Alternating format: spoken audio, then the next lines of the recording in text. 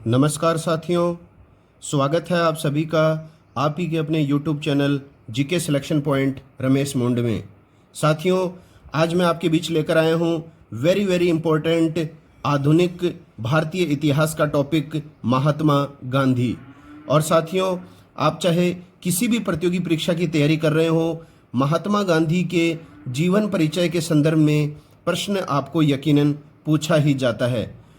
इस टॉपिक को मेरे द्वारा 2 भागों में प्रदर्शित किया जाएगा। भाग 1 में 50 प्रश्न आपके बीच प्रस्तुत किए जाएंगे तथा भाग 2 में भी आपके बीच 50 प्रश्न प्रस्तुत किए जाएंगे। अगर वीडियो पसंद आए तो इसे लाइक अवश्य कीजिएगा, अधिक से अधिक अपने साथियों में वीडियो को शेयर करें और अगर चैनल पर नए हैं तो चैनल को सब्सक्राइब कर लें, बेल आइकन को दबा लें ताकि मेरे द्वारा प्रदर्शित होने वाले वीडियोस के नोटिफिकेशन सबसे पहले आप तक पहुंच सकें। तो शुरू करते हैं साथियों, आज का टॉपिक महात्मा गांधी भाग 1। संपूर्ण जानकारी प्रश्नों के माध्यम से आपके बीच प्रस्तुत की जाएंगी। पहला प्रश्न है, महात्मा गांधी का जन्म कब व कहाँ हुआ था? महात्मा गांधी का जन्म हुआ था 2 अक्टूबर 1869 को।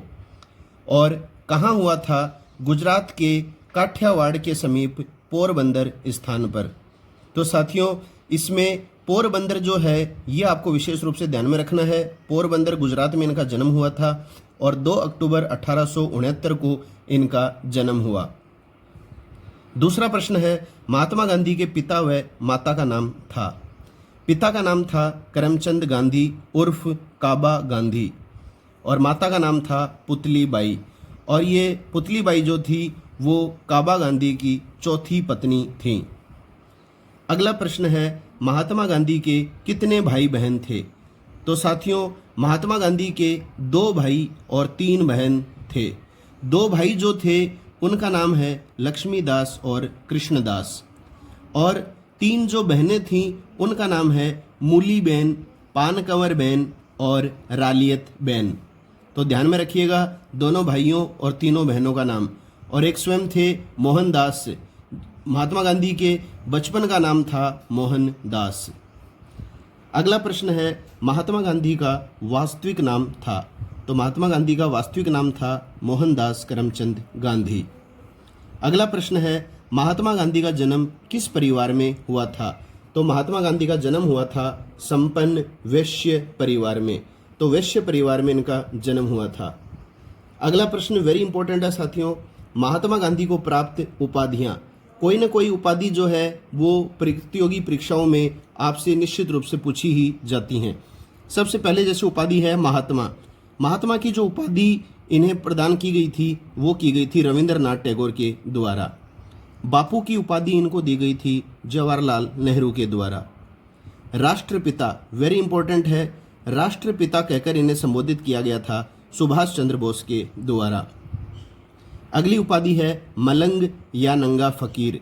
ये उपाधि दी गई थी खान अब्दुल गफ्फार खां के द्वारा। अगली उपाधि है अर्धनंगा फकीर। अर्धनंगा फकीर जो है ये उपाधि दी गई थी फ्रैंक मोरेंस तथा विंसेंट चर्चिल के द्वारा। इसके अलावा one man boundary force. One man boundary force जो है इस शब्द से इन्हें संबोधित किया गया था governor general lord Mountbatten के द्वारा। अगला प्रश्न है, महात्मा गांधी का विवाह किसके साथ हुआ?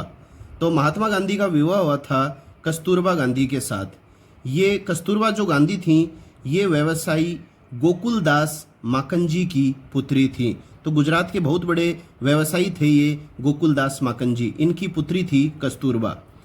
महात्मा गांधी की जो सगाई हुई थी साथियों ये 7 वर्ष की आयु में हुई थी 1876 में और 14 वर्ष की आयु में इनका विवाह हुआ था 1883 में। अगला प्रश्न है, महात्मा गांधी की कितनी संतानें थीं?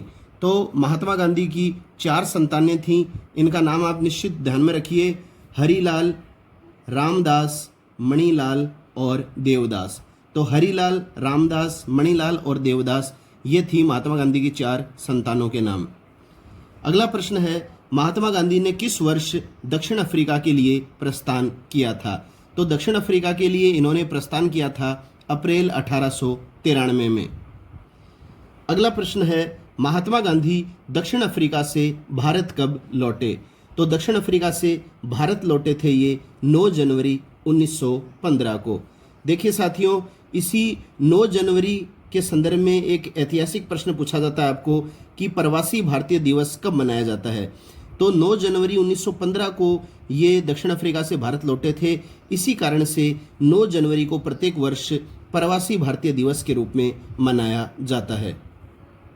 अगला प्रश्न है, महात्मा गांधी ने किस वर्ष गीता का अध्ययन किया था?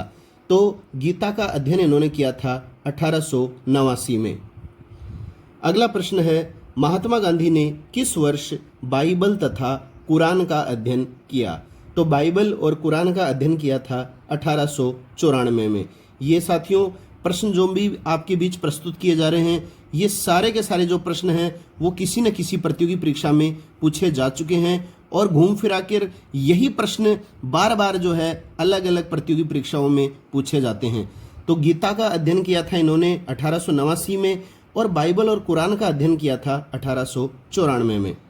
अगला प्रश्न है, लियो टॉलस्टॉय की किस पुस्तक का अध्ययन महात्मा गांधी ने किया था? तो लियो टॉलस्टॉय की प्रमुख पुस्तक है kingdom of God is within you. तो kingdom of God is within you का अध्ययन गांधी जी ने किया था 1894 में। अगला प्रश्न है, महात्मा गांधी ने जॉन रस्किन की किस पुस्तक का अध्ययन किया था? तो जॉन रस्किन के द्वारा लिखी गई पुस्तक है अनटू द लास्ट। तो इसी पुस्तक का अध्ययन गांधी जी के द्वारा किया गया था। अनटू द लास्ट किसके द्वारा लिखी गई है? ये जॉन रस्किन के द्वारा लिखी गई है और इस पुस्तक का अध्ययन गांधी जी ने किया था 1904 में। अगला प्रश्न है, महात्मा गांधी ने सर्वप्रथम किस विदेशी राष्ट्र की यात्रा की थी?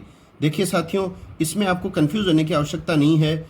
सबसे पहले महात्मा गांधी ने इंग्लैंड विदेशी देश की यात्रा की थी और किस उद्देश्य से यात्रा की थी? उच्च अध्ययन के लिए।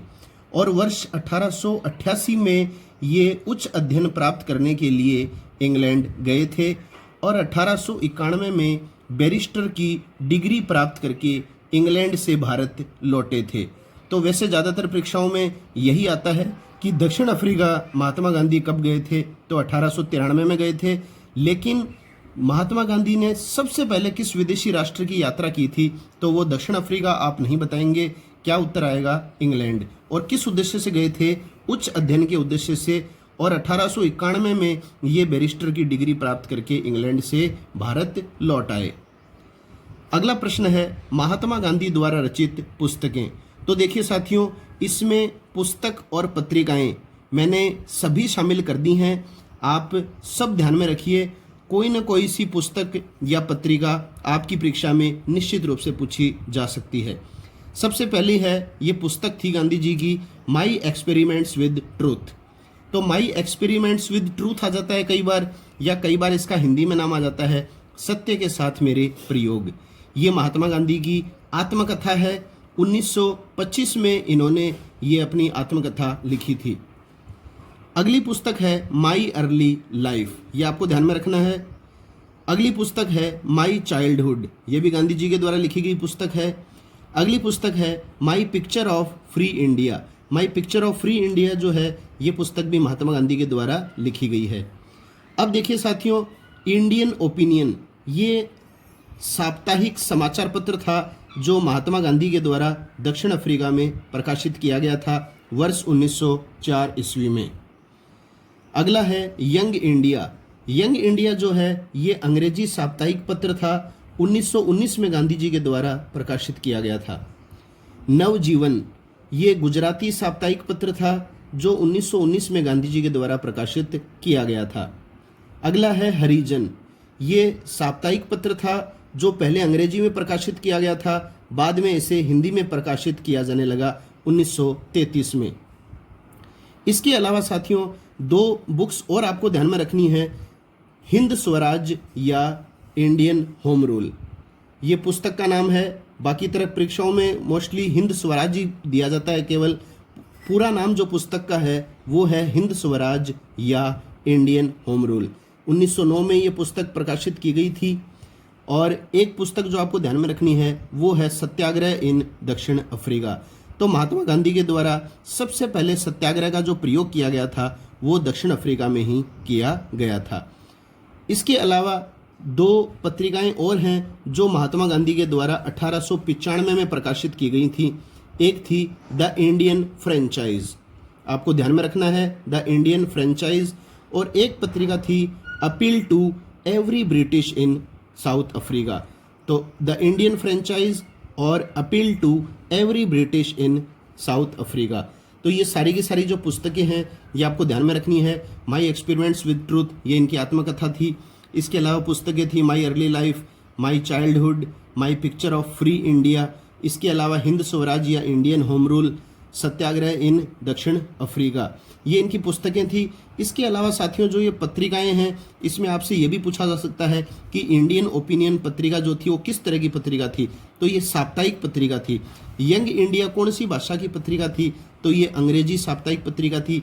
नवजीवन किस भाषा में प्रकाशित थी? तो गुजराती भाषा में थी। हरिजन किस भाषा में थी? तो ये अंग्रेजी में प्रकाशित की गई थी प्रारंभ में, उसके बाद इसका प्रकाशन हिंदी में भी होने लगा। तो ये आपको सारी की सारी पुस्तकें और पत्रिकाओं के बारे में जानकारी होनी चाहिए। अगला प्रश्न है, महात्मा गांधी ने सर्वप्रथम वकालत कब प्रारंभ की? तो गांधी जी ने सबसे पहले वकालत जो प्रारंभ की थी वो 1892 में की थी बम्बई में। अगला प्रश्न है, गांधी जी ने अपने जीवन का प्रथम मुकदमा किसका लड़ा? तो गांधी जी ने अपने जीवन का प्रथम जो मुकदमा लड़ा था वो 1892 में लड़ा था बम्बई में। आपको पता है मम्मी बाई नामक गरीब महिला का इन्होंने मुकदमा लड़ा था और ये मुकदमा गांधी जी हार गए थे। अगला प्रश्न है, गुजराती व्यापारी जिन्होंने 1893 में अपने मुकदमे की पैरवी करने हेतु दक्षिण अफ्रीका गांधी जी को भेजा था। तो गांधी जी को गुजरात के किस व्यापारी ने अपने मुकदमे की पैरवी करने के लिए 1893 में दक्षिण अफ्रीका भेजा था? तो उस गुजराती व्यापारी का नाम था सेठ अब्दुल्ला। ये मोस्ट इंपॉर्टेंट प्रश्न है। सेठ अब्दुल्ला के मुकदमे की पैरवी करने के लिए महात्मा गांधी 1893 में दक्षिण अफ्रीका गए थे। अगला प्रश्न है, गांधी जी ने दक्षिण अफ्रीका में काले कानून के खिलाफ आंदोलन चलाने के लिए किस संगठन की स्थापना की थी? तो गांधी जी ने दक्षिण अफ्रीका में काले कानून के खिलाफ आंदोलन चलाने के लिए नेटाल इंडिया कांग्रेस संगठन की स्थापना की थी। तो कई बार सीधा प्रश्न भी आ जाता है कि नेटाल इंडिया कांग्रेस की स्थापना गांधी जी के द्वारा कहाँ की गई थी और कब की गई थी? तो नेटाल इंडिया कांग्रेस की स्थापना दक्षिण अफ्रीका में की गई थी। काले कानून के खिलाफ ये संगठन स्थापित किया था इन्होंने 1894 ईस्वी में। अगला प्रश्न है, गांधी जी 1896 में 6 महीने के लिए भारत आए। तो ये 1893 में दक्षिण अफ्रीका गए थे। 3 साल बाद 1896 में 6 महीने के लिए ये भारत आ गए तथा परिवार के साथ किस जहाज से दक्षिण अफ्रीका वापस चले गए? तो 6 महीने के लिए ये भारत आए थे। इसके बाद परिवार सहित जो है ये दक्षिण अफ्रीका वापस चले गए थे। तो इसमें जहाज का नाम पूछा जाता है, किस जहाज से ये परिवार के साथ दक्षिण अफ्रीका वापस चले गए? तो साथियों जहाज का नाम था कूरलैंड जहाज। ये आपको नाम ध्यान में रखना है, कूरलैंड जहाज से ये वापस दक्षिण अफ्रीका गए थे। अगला प्रश्न है, किस वर्ष दक्षिण अफ्रीका में बोअर युद्ध में गांधी जी द्वारा भारतीय एम्बुलेंस कोर की स्थापना की गई थी? तो इसमें आपको ध्यान में रखने वाली बात यह है कि गांधी जी ने दक्षिण अफ्रीका में भारतीय एम्बुलेंस कोर की स्थापना जो की थी वो की थी 1899 ईस्वी में। अगला प्रश्न है, महात्मा गांधी ने सर्वप्रथम कांग्रेस के किस अधिवेशन में भाग लिया था? वेरी इंपॉर्टेंट है। सबसे पहले गांधी जी ने 1901 में कलकत्ता अधिवेशन में कांग्रेस के किसी अधिवेशन में भाग लिया था। तो गांधी जी ने सबसे पहले कांग्रेस के किस अधिवेशन में भाग लिया था?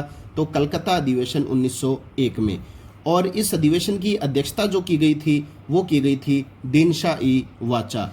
वैसे साथियों कांग्रेस के अधिवेशनों के संदर्भ में संपूर्ण जानकारी वाला वीडियो मैं आपके बीच प्रस्तुत कर चुका हूं।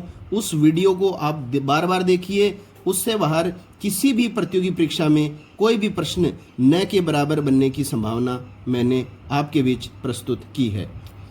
अब देखिए, 1901 में परिवार के साथ दक्षिण अफ्रीका से भारत लौटे, तो जाहिर सी बात है 1893 में दक्षिण अफ्रीका गए, 1896 में 6 महीने के लिए वापस भारत आ गए, उसके बाद में कूरलैंड जहाज से दक्षिण अफ्रीका वापस चले गए। इसके बाद 1901 में परिवार के साथ दक्षिण अफ्रीका से वापस भारत लौट गए और लौटने के बाद 1901 के कलकत्ता अधिवेशन में इन्होंने भाग लिया था और 1902 में महात्मा गांधी दक्षिण अफ्रीका वापस चले गए। तो आपको पता है स्थायी रूप से महात्मा गांधी दक्षिण अफ्रीका से भारत कब लौटे थे, तो वो लौटे थे 9 जनवरी 1915 को। अगला प्रश्न है, गांधी जी के द्वारा किस वर्ष फिनिक्स आश्रम की स्थापना की गई थी? वेरी इंपॉर्टेंट क्वेश्चन है। फिनिक्स आश्रम की स्थापना गांधी जी के द्वारा दक्षिण अफ्रीका के डरबन शहर में की गई थी वर्ष 1904 में। अगला प्रश्न है, महात्मा गांधी ने किस वर्ष सर्वप्रथम जेल जीवन का अनुभव प्राप्त किया था? तो महात्मा गांधी के संदर्भ में ये प्रश्न भी प्रतियोगी परीक्षाओं में 2-4 बार पूछा जा चुका है कि महात्मा गांधी सबसे पहले कौन से वर्ष जेल गए थे। तो जेल जीवन का अनुभव इन्हें सर्वप्रथम प्राप्त हुआ था 1908 में। अगला प्रश्न है, महात्मा गांधी 1909 में शिष्टमंडल के साथ इंग्लैंड गए। इंग्लैंड से वापसी में जहाज पर गांधी जी ने कौन सी पुस्तक की रचना की थी? वेरी वेरी इंपॉर्टेंट प्रश्न है साथियों, कई बार परीक्षाओं में पूछा जा चुका है, आपने निश्चित रूप से पढ़ा भी होगा। तो इंग्लैंड से वापसी करते हुए जहाज पर गांधी जी ने कौन सी पुस्तक की रचना की थी? तो वो पुस्तक थी हिंद स्वराज। और जहाज का नाम भी परीक्षाओं में पूछा जाता है, किस जहाज पर इन्होंने इस पुस्तक की रचना की थी हिंद स्वराज की? तो जहाज का नाम है SS किंडोनन कासल जहाज। तो SS किंडोनन कासल जहाज पर जो है महात्मा गांधी ने 1909 में हिंद स्वराज पुस्तक की रचना की थी। तो इसमें आप ये भी ध्यान में रखिए, ये भी इंपॉर्टेंट प्रश्न है कि हिंद स्वराज पुस्तक की रचना गांधी जी ने किस वर्ष की थी? तो वर्ष 1909 में। अगला प्रश्न है, महात्मा गांधी के द्वारा वर्ष 1910 में दक्षिण अफ्रीका के जोहान्सबर्ग शहर में टॉलस्टॉय फोरम की स्थापना की गई। तो देखिए साथियों, इसमें आपको एक जानकारी प्राप्त हो गई है कि गांधी जी ने दक्षिण अफ्रीका के जोहान्सबर्ग शहर में 1910 में टॉलस्टॉय फोरम की स्थापना की थी। इस फोरम की स्थापना हेतु भूमि किसने प्रदान की थी? तो इस फोरम की स्थापना हेतु भूमि प्रदान की गई थी जर्मनी के केलनबेक के द्वारा। तो जर्मनी के केलनबेक ने टॉलस्टॉय फोरम की स्थापना हेतु महात्मा गांधी को भूमि प्रदान की थी। अगला प्रश्न है, महात्मा गांधी 9 जनवरी 1915 को बंबई के किस बंदरगाह पर उतरे? तो आप जानते हैं कि 9 जनवरी 1915 को महात्मा गांधी दक्षिण अफ्रीका से स्थायी रूप से भारत लौट गए थे और बंबई के किस बंदरगाह पर इन्होंने अपने कदम रखे थे? तो बंदरगाह है अपोलो बंदरगाह। अगला प्रश्न है, गांधी जी ने भारत आने के पश्चात सत्याग्रह आश्रम की स्थापना किस वर्ष की? तो भारत आने के पश्चात सत्याग्रह आश्रम की स्थापना इन्होंने साथियों 1915 में की थी और गुजरात के अहमदाबाद में इन्होंने साबरमती नदी के किनारे सत्याग्रह आश्रम की स्थापना की थी। अगला प्रश्न है, भारत में महात्मा गांधी के द्वारा सर्वप्रथम किस स्थान पर सत्याग्रह का प्रयोग किया गया था?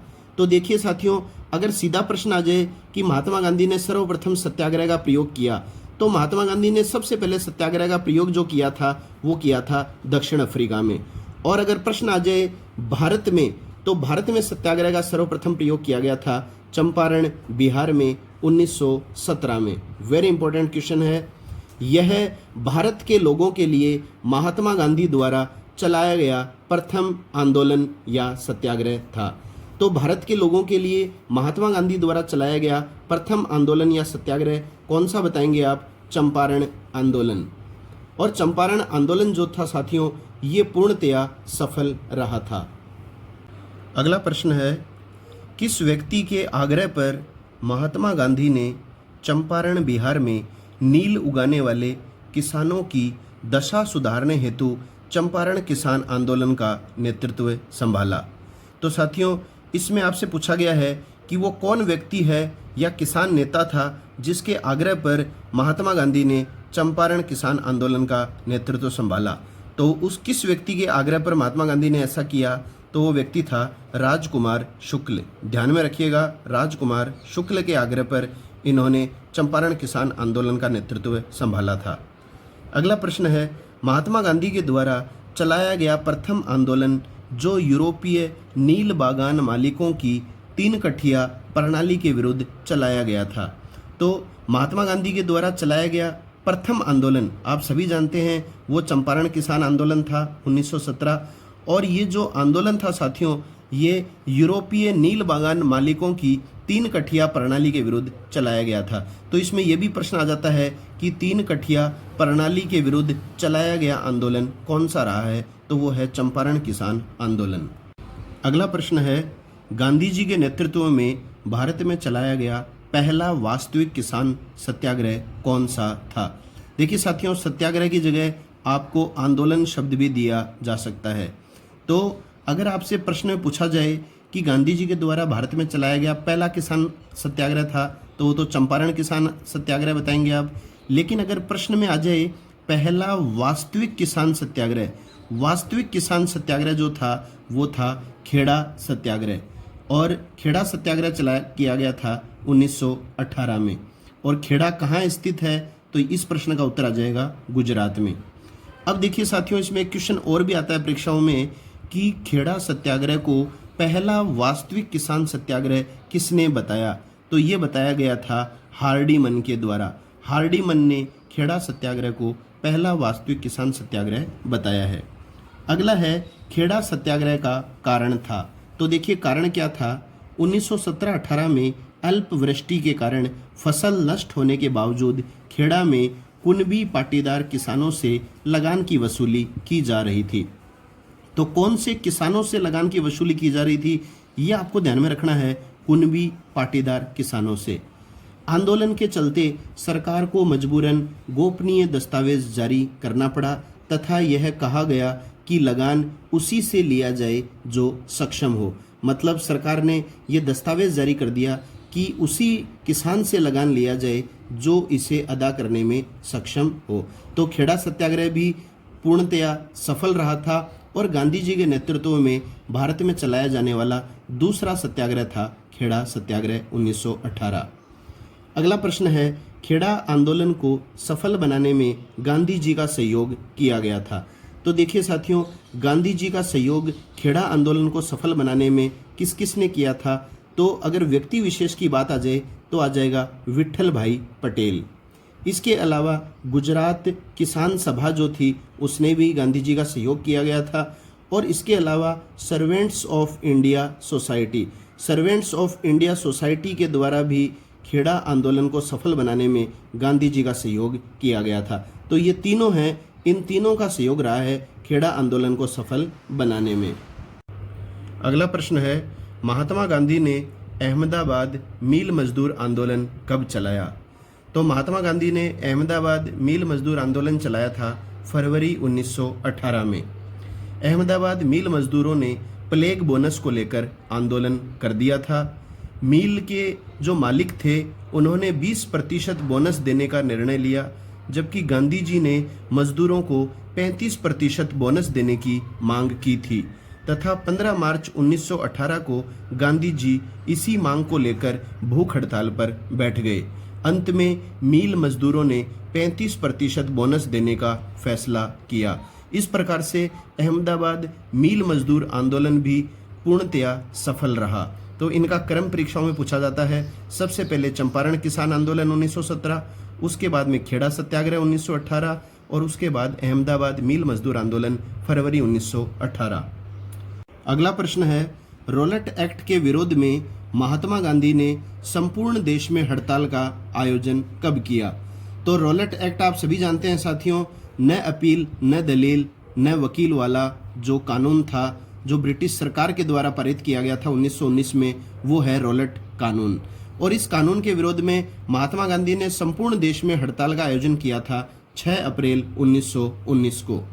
महात्मा गांधी ने रोलेट एक्ट के विरुद्ध सत्याग्रह करने हेतु सत्याग्रह सभा का गठन किया था। तो रॉलेट एक्ट के विरुद्ध सत्याग्रह करने हेतु कौन सी सभा का गठन गांधी जी ने किया था? तो सभा का नाम था सत्याग्रह सभा। अगला प्रश्न है जलियांवाला बाग हत्याकांड। ये घटना हुई थी 13 अप्रैल 1919 को। इस जलियांवाला बाग हत्याकांड की जांच हेतु कांग्रेस ने किसकी अध्यक्षता में समिति गठित की थी? तो कांग्रेस ने इस घटना की जांच हेतु मदन मोहन मालवीय की अध्यक्षता में समिति गठित की थी और इस समिति में 4 अन्य सदस्य भी थे साथियों, और इन 4 सदस्यों में महात्मा गांधी शामिल थे। इनके अलावा मोतीलाल नेहरू थे इस समिति के सदस्य, चित्तरंजन दास इस समिति के सदस्य थे और जयकर इस समिति के सदस्य थे। तो ये चारों नाम आपको विशेष रूप से ध्यान में रखने हैं। अगला प्रश्न है महात्मा गांधी ने किस आंदोलन को हिंदू मुस्लिम एकता का ऐसा सुनहरा अवसर बताया जो आगे 100 वर्षों तक नहीं मिलेगा? तो किस आंदोलन को महात्मा गांधी ने हिंदू मुस्लिम एकता का सुनहरा अवसर बताया था? तो वो आंदोलन था खिलाफत आंदोलन। और ये खिलाफत आंदोलन जो था साथियों, ये 1919 में अली बंधुओं के द्वारा प्रारंभ किया गया था। 2 थे ये अली बंधु, शौकत अली और मोहम्मद अली। अगला प्रश्न है सितंबर 1919 में अखिल भारतीय खिलाफत कमेटी का गठन हुआ। तो ये आपको ध्यान में रखने वाली बात है कि अखिल भारतीय खिलाफत कमेटी का गठन कब हुआ था? सितंबर 1919 में हुआ था। 24 नवंबर 1919 को दिल्ली में इस कमेटी के सम्मेलन की अध्यक्षता किसने की थी? तो ये अखिल भारतीय खिलाफत कमेटी जिसकी स्थापना सितंबर 1919 में हुई थी साथियों, इसी अखिल भारतीय खिलाफत कमेटी की दिल्ली में जो है एक विशाल सभा बुलाई गई थी, सम्मेलन बुलाया गया था 24 नवंबर 1919 को।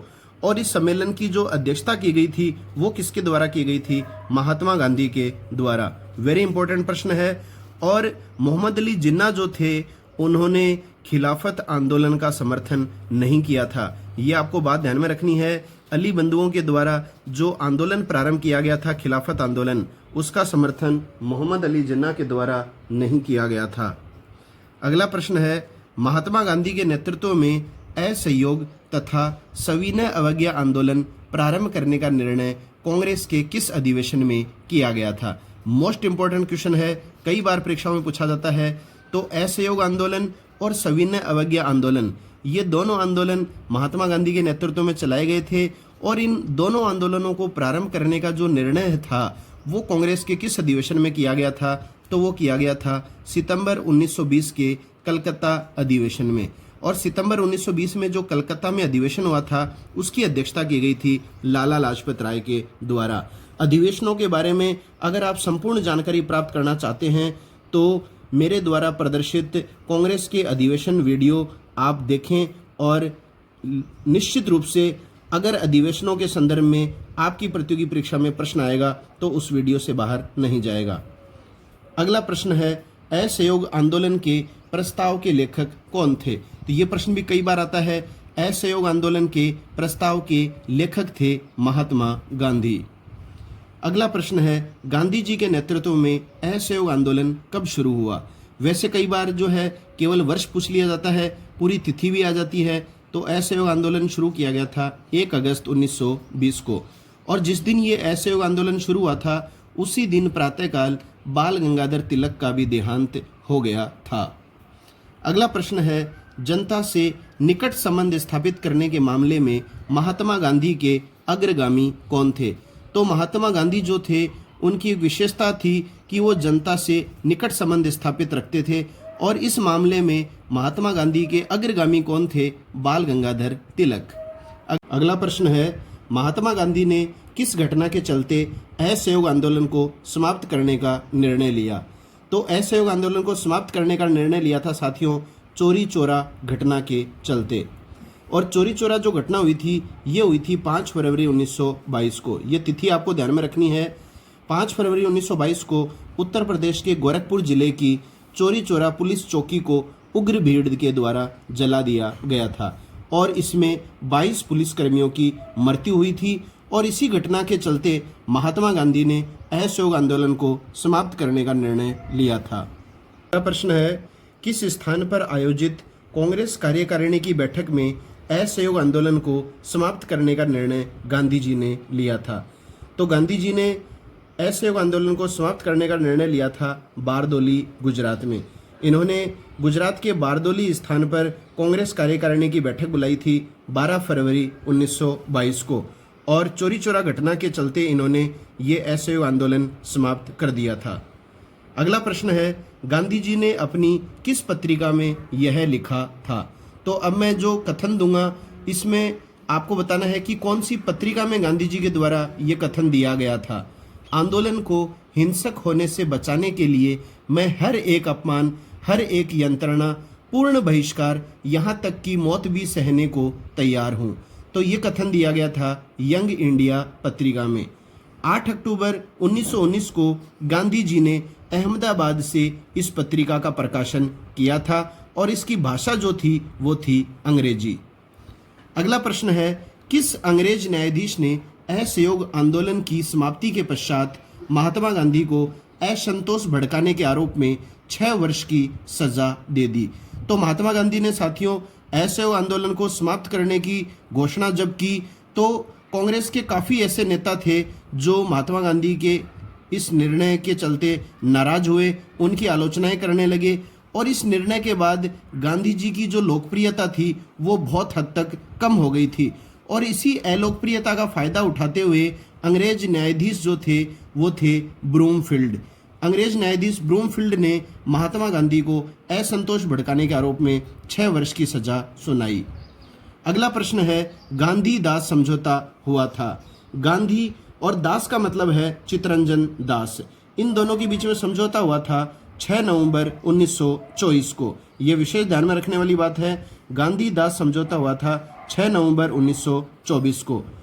अब इस समझौते के तहत 2 प्रावधान थे जो आपको ध्यान में रखने हैं।